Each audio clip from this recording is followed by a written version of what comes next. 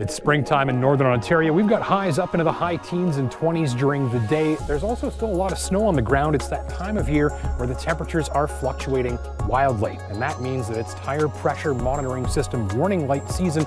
So the job in this video is to learn as much as we can about tire pressures and the systems in your vehicle that monitor it. That's going to be a good time.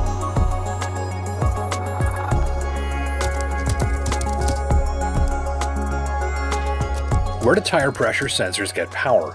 All TPMS sensors are powered by a small built-in battery with an average life expectancy of about 5 years, but they are non-replaceable, so when the battery reaches the end of its life, the sensor will need to be replaced.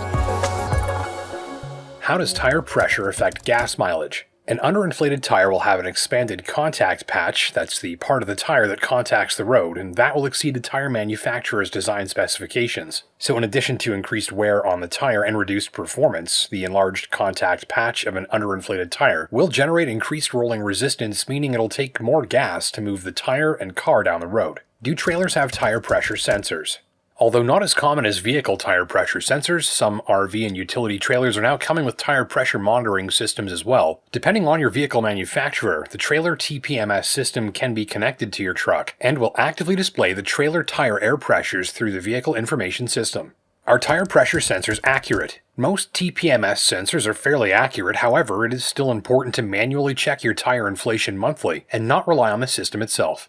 What tire pressure should winter tires be? Winter tires, as well as all-season or summer tires, should always be set to the manufacturer's recommendations for the vehicle. It's usually found on your door jamb, owner's manual, and sometimes on the fuel door. Tires should be checked at a cold temperature and not after driving, as this will alter the pressure reading due to increased tire temperature. Do I need to check the tire pressure on run-flat tires?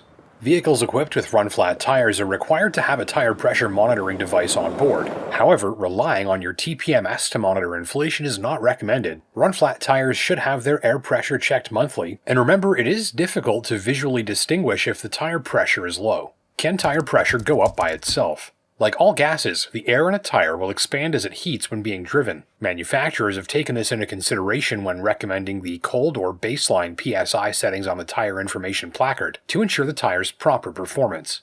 Why do TPMS sensors fail? Usually due to the sensor's built-in battery dying and reaching the end of its life cycle.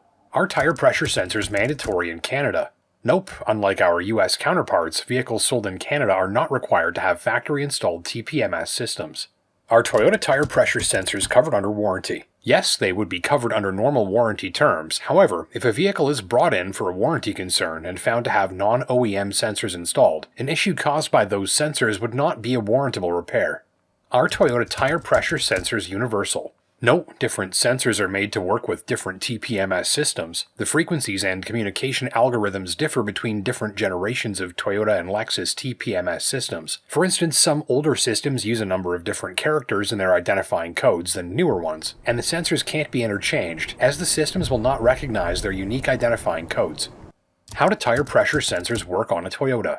There are two methods. Some vehicles will monitor for minute variations in wheel speed, using the wheel speed sensor to determine if a tire is low on air. A tire that's down on pressure will compress more than one that's properly inflated. Its effective radius is then diminished compared to all other tires, which results in a difference in wheel speed. The skid control ECU, or equivalent, will monitor for these variations and turn on a warning light if any of the tires is low. This type of system does not require tire pressure sensors or any kind of setup or programming, and it's more commonly found on tires with larger sidewalls and smaller sizes, as the speed differences used to identify a problem are more apparent for tires like these when they're low on air, and make this method possible. Direct tire pressure monitoring uses sensors installed in the tires to monitor for variations in air pressure. If it drops below a certain threshold, the vehicle will display a warning. This type of system can often display which wheel is affected and what the pressure is. Each tire is fitted with a temperature, pressure, and inertial sensor. This information is periodically transmitted to the vehicle. The data is compared to thresholds for pressure that are set during sensor programming, and if a discrepancy is spotted, a warning is displayed. Direct tire pressure monitoring is a more premium technology, and is more commonly used on tires which may have lower sidewall profiles and larger sizes, where wheel speed differences alone are no longer an effective indicator of low pressure. Always check your owner's manual for full details on what capabilities your vehicle system has.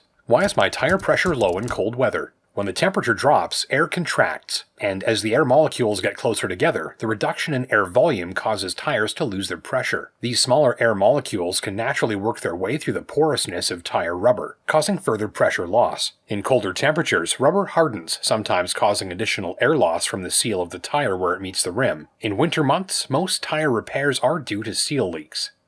Do I need to adjust tire pressure with altitude?